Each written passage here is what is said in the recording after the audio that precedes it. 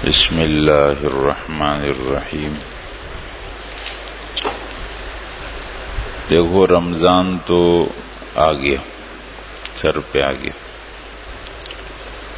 اب آپ سب کو یہ بات معلوم ہے کہ رمضان کا مہینہ انتہائی مبارک مہینہ، اگر اس کو کسی نے ضائع کر دیا تو بہت بڑے خسارے اور نقصان میں پڑ گئی۔ اس لیے کوشش اس کی کرنی ہے کہ یہ ضائع نہ ہو جائے۔ اب اس میں کرنا کیا ہے کہ یہ ضائع نہ ہو جائے؟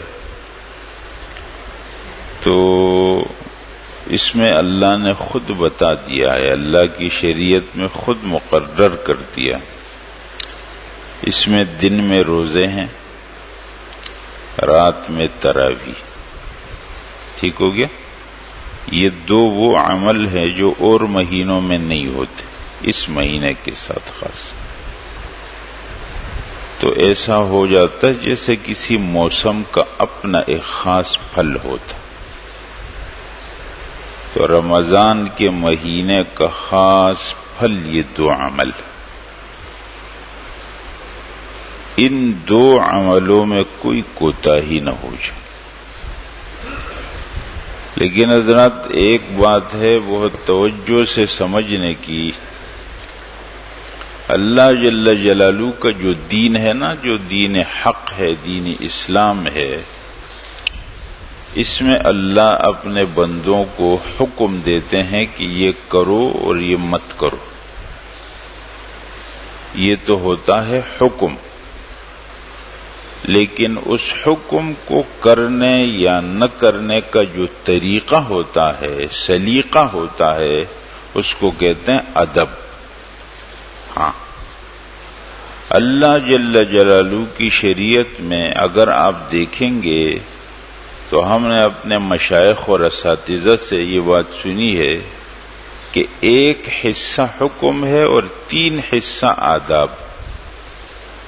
ہاں، ایسا نہیں ہے کہ آپ نے کوئی حکم کر لیا بس آنکھ بند کر کے، نہ، وہ حکم بھی آپ ایک طریقے سے کریں گے۔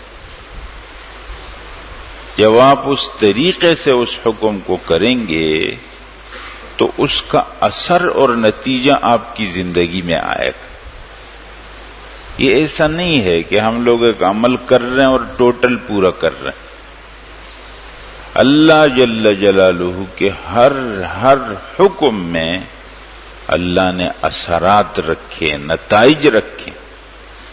اس لیے یہ جو دین ہے نا، جس کو ہم مانتے ہیں حق دین اللہ کا، اسلام، آپ کو معلوم ہے کہ یہ شروع کہاں سے ہوتا ہے اور ختم کدھر ہوتا ہے؟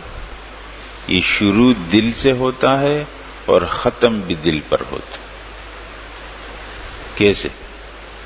سب سے پہلے آپ کو اپنے دل میں یقین کرنا پڑتا ہے اللہ جل جلالہ پر اور اس کے رسولوں پر، کتابوں پر، فرشتوں پر، آخرت پر، تقدیر پر، یہ سب پر اپنے دل میں یقین رکھتے ہیں۔ جب آپ یہ یقین پیدا کرتے ہیں تو اس یقین کے نتیجے میں اس ظاہری جسم پر کچھ اعمال پھر ہوتے ہیں۔ نماز پڑھتے ہیں، روزہ رکھتے ہیں، زکوٰۃ دیتے ہیں، حج دیتے ہیں۔ سمجھ میں آ رہے ہیں حضرات؟ باتوں کو آپ ذرا توجہ سے سنیں گے۔ جب آپ یہ عمل کرتے ہیں تو پھر جا کر کے دل کے اندر کچھ کیفیات پیدا ہوتی۔ جب آپ نماز پڑھتے ہیں تو آپ کے دل میں خاص قسم کی کیفیت، اللہ سے تعلق، اللہ سے محبت، اللہ کے سامنے اپنے آپ کو عاجز سمجھنا، یہ کیفیت پیدا ہوتی۔ جب آپ روزہ رکھتے ہیں تو حضرات نتیجہ کیا ہوتا ہے؟ آپ یقین تھا کہ اللہ کا حکم، اس کے نتیجے میں آپ نے روزہ رکھا، 12-13 گھنٹے کھانا پینا سب چھوڑ دیا۔ آپ کو معلوم ہے اس کا نتیجہ پیدا ہو گیا کہ دل کے اندر گناہ سے نفرت پیدا ہو۔ جب ایک آدمی نے یقین کیا کہ مال اللہ کا ہے، اور مجھے چند دنوں کے لیے ملا ہے، تو اس میں اس نے حساب کیا کہ اچھا زکوٰۃ کتنی بنتی ہے، اس نے دے دی۔ اب دیکھو پہلے یقین آیا، پھر مال نکلا، آپ کو معلوم ہے اندر کیا ہو گیا؟ بخل کی ایک گندی صفت ہے، وہ گندی صفت نکل گئی۔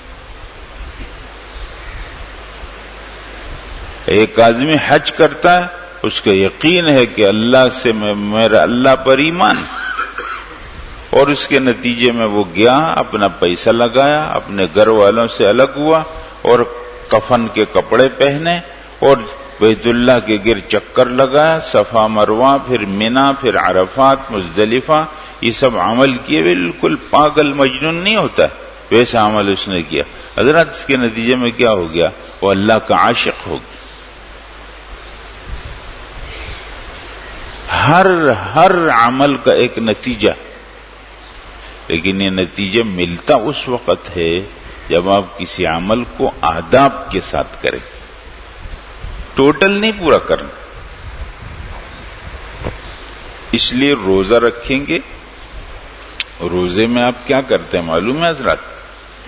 جو چیزیں آپ کے لیے روزے سے پہلے حلال تھی، کھانا آپ کا کھانا ہے نا، تو آپ کے لیے حلال، پینا پانی آپ کا اپنا ہے تو آپ کے لیے تو حلال ہے، شادی شدہ مرد کے لیے اپنی زوجہ سے تعلق حلال ہے۔ لیکن روزے میں اللہ کے حکم پر ایک خاص وقت کے اندر، صبح صادق سے لے کر سورج ڈوبنے تک، اس وقت کے اندر وہ حلال کیا ہو گیا؟ حرام ہو گیا۔ تو بتاؤ جو پہلے سے حرام ہے ان کا کیا حکم ہوگا؟ اس پر ہم لوگ نہیں سوچتے۔ جو حلال حرام ہو گیا تو جو پہلے سے حرام ہے ان کا کیا بنے گا؟ وہ تو اور بھی حرام ہے نا۔ تو اب ایک آدمی نے روزہ رکھا لیکن وہ جھوٹ بول رہا، تو جھوٹ تو پہلے سے بھی حرام تھا بھائی۔ ایک آدمی نے روزہ رکھا اور وہ ان آنکھوں سے ناجائز چیزوں کو دیکھتا ہے۔ ایک آدمی نے روزہ رکھا اور حرام کماتا اور پیٹ میں ڈالتا ہے۔ اب آپ بتا دو کہ اس روزے پہ وہ نتیجہ نکلے گا، وہ اثر نکلے گا جو ہونا چاہیے؟ اس لیے میں آپ حضرات سب کو کہتا ہوں، حضرات اس کی کوشش ہم کو کرنی ہے کہ روزہ رکھو، کوشش یہ کرو کہ گناہوں سے الگ رہو، تو یہ روزہ آپ کو ایک عجیب اثر پیدا کرے۔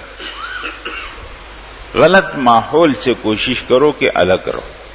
ہاں، یہ جو موبائل کا استعمال ہے، میرا ایسا خیال ہے حضرات کہ ماں باپ کے لیے کتنا آسان ہے کتنا مشکل ہے کہ رمضان میں تو اس موبائل کو اگر بالکل بھی استعمال نہ کیا جائے تو اعلیٰ درجہ،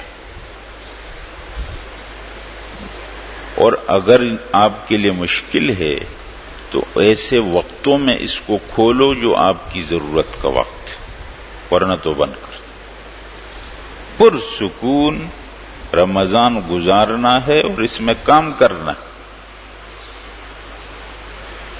اسی طرح رات کی جو تراویح ہے، پوری توجہ سے پورا قرآن سنو، یہ تو سننے کا ہے۔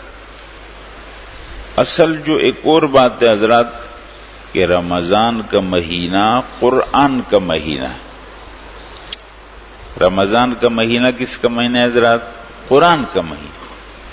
لہذا اس مہینے میں جتنا قرآن پڑھ سکتے ہو پڑھو۔ ہمارے بہت سے اکابر اور مشائخ کا یہ طریقہ کہ وہ رمضان کے دن رات میں ختم کرتے، ایک ختم کرتے، ان کو اور کوئی کام نہیں ہوتا۔ حضرت شیخ الحدیث رحمۃ اللہ علیہ، مولانا زکریا رحمۃ اللہ علیہ، وہ پورے سلسلے میں وہ رمضان میں کسی سے بالکل بھی نہیں ملتے تھے۔